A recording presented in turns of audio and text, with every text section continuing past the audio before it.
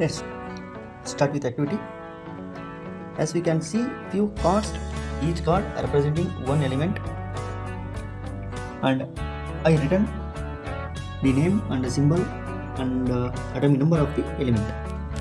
For example, sodium, the outermost cell contains one electron, it's one arm. The sodium element to combine another atom of chlorine has the 7 electron in the outermost cell, so it's required 1 electron. Sodium donate 1 electron to the chlorine to formation of sodium chloride.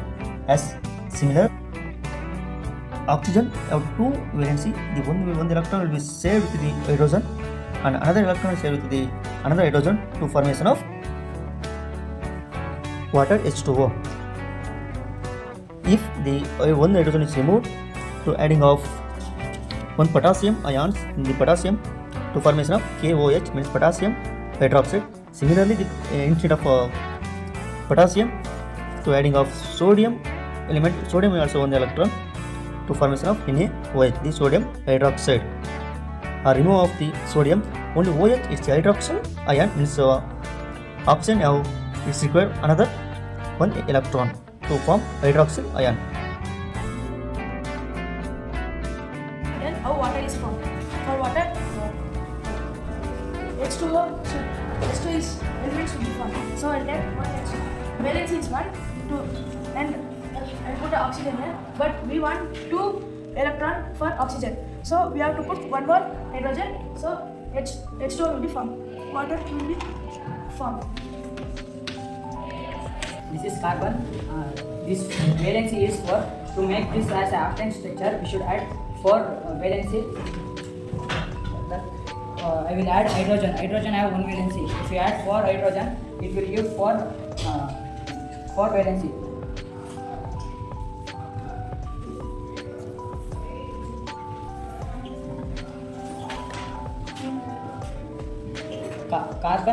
Carbon have 4 valency. Then if you add 4 hydrogen, it will give 4 valency to carbon. Then it will become CH4 means methane. Now I am showing how the formation of magnesium chloride. Magnesium wants 2 chlorine electron.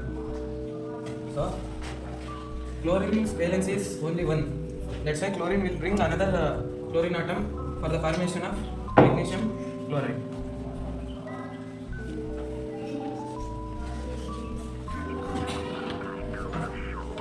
Compound which is called sodium hydroxide. There will be sodium, hydrogen and oxygen which has 2 valency and it will take 2 electrons. And here we have sodium which will give 1 electron to oxygen, and we want another 1 electron to combination for sodium hydroxide, and here another hydrogen will come and combine and it will become a compound which is called sodium hydroxide. That's 2 zinc chloride. The zinc valence is 2 and chlorine valence is 1. The compound zinc chloride wants 2, but the chlorine has only 1. That's why the another chlorine will come and join to the zinc, and then it becomes a zinc chloride. Nitrogen outermost cell contains 5 electrons. To react with another element, nitrogen needs 3 electrons more. So it takes help of hydrogen. It takes 1 hydrogen, it will become 6, and another hydrogen, it will become 7. And by taking another one, nitrogen will get 8 electrons to react with another element. So by combining these 3 electrons of hydrogen, nitrogen will form 1 compound ammonia. So the formula of ammonia is NH3. This is magnesium, this is oxygen. In the outermost cell, magnesium has 2 electrons and oxygen has 6 electrons. To formation of MgO, that is magnesium oxide, oxygen is needed of 2 electrons and the magnesium will be donate 2 electrons to the oxygen. To formation of MgO, that is magnesium oxide. Potassium has the valency of 1 and chlorine has the valency of 7. So potassium gives 1 electron to the chlorine to form a compound called potassium chloride. For making compound potassium chloride, so chlorine needs 1 electron, so potassium gives 1 electron to the chlorine and forms potassium chloride. This is carbon and it takes 3 hydrogen. it takes 3 hydrogen electrons and it gives 1 for chlorine and makes a perfect octant structure where it gets combined. It's one of the hydrocarbons and overall it is called as chloromethane. The formula is CH3Cl. Today we are going to form calcium oxide. First, calcium of valency 2 and oxygen of valency 2. Outermost shell of calcium has 2 electrons and outermost shell of oxygen has 6 electrons. It is easy to take 2 electrons from calcium. That's why calcium provides 2 electrons to oxygen and react and forms calcium oxide.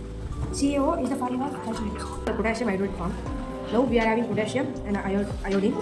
Potassium contains 1 electron in outermost cell and iodine contains 7 electron in outermost cell, and this is metal and this is non-metal, and iodine want 1 electron to react. That's why the potassium is giving 1 electron to iodine, and then it will become potassium iodide.